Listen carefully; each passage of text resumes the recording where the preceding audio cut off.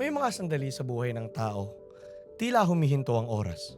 Tahimik ang paligid, malinaw ang pag-iisip, at bawat galaw, tiyak, mahinahon, at epektibo. Ito ang mga sandaling hindi mo napapansin ang paglipas ng oras, sapagkat lubusan kang nalulubog sa iyong gawain.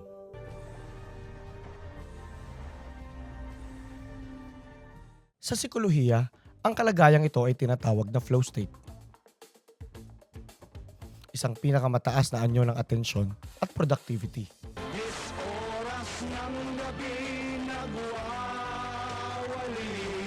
At isa sa pinakamalalim na anyo ng pagkakamit ng kahulugan at kasiyahan ng buhay.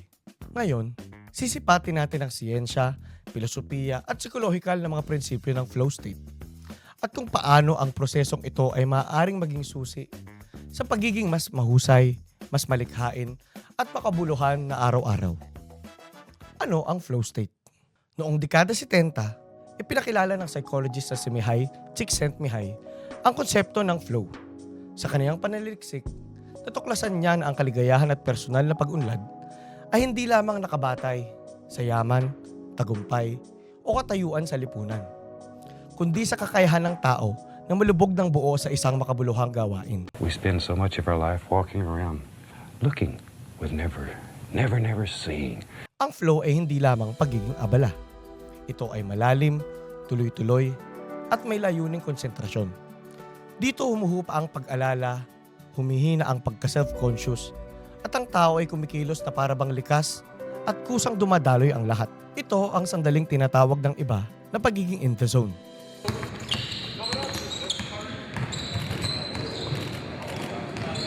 Ngunit sa mas malalim na pag-unawa, ito ay sandali ng ganap na presensya at matinding pagganap ng kakayahan. See Manny Pacquiao do what he does better than any boxer in the game. Let a guy miss, catch him with a punch, let him miss. Ano ang nangyayari sa utak kapag nasa flow? Ayon sa mga modernong pag-aaral sa neuroscience, kapag nasa flow state ang isang tao, bumababa ang aktibidad ng bahagi ng utak na responsable sa pagdududa, pag-aalinlangan, at labis na pag-iisip. Kasabay nito, tumataas naman ang paglabas ng mga kemikal gaya ng dopamine para sa focus at sigasig, norepinephrine para sa alertness, endorphins para sa ginhawa at lakas sa trabaho, serotonin para sa pangkalahatang kaginhawaan at kasiyahan. Ang kombinasyon ng mga prosesong ito ay lumilikha ng matatag, tahimik at malinaw na pag-iisip. Isang estado ng pagganap na pinakamalapit sa ating optimal human condition. Kailan lumilitaw ang flow?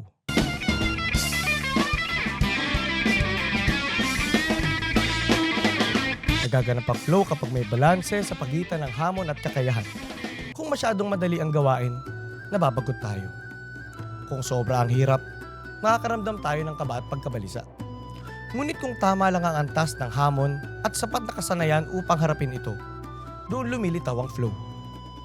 Kadalasang nararanasan ito sa paglikha ng musika o sining, sa sports at pisikal na aktibidad, sa pagsusulat at pag-iisip, sa pag-aaral at pananaliksik, sa matinding konsentrasyon sa trabaho o proyekto, makabuluhang pag-uusap at talakayan. Can I say something, sir? Yes, Mr. Secretary. Something. Sa flow, hindi lamang tayo gumagawa. Tayo ay nabubuhay ng buo sa kasalukuyang sandali. Paano ito makakamit? Hindi kusang dumarating ang flow. Ito ay disiplinang maaaring sanayin. Narito ang mga pangunahing kondisyon. Una, alisin ang distraction. Tahimik na kapaligiran, malinaw na layunin, mag-focus sa isang gawain lamang. Pangalawa, magkaroon ng ritual bago magsimula.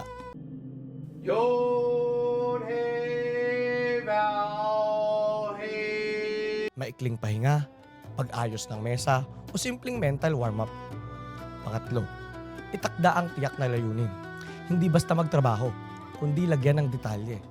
3 pahina, isang kanta, o isang malinaw na draft. And I try to get 6 pages a day. Pang-apat, malalim na oras ng pagtutok. Karaniwang epektibo ang 60 to 90 minutes nang hindi nababasag ang konsentrasyon.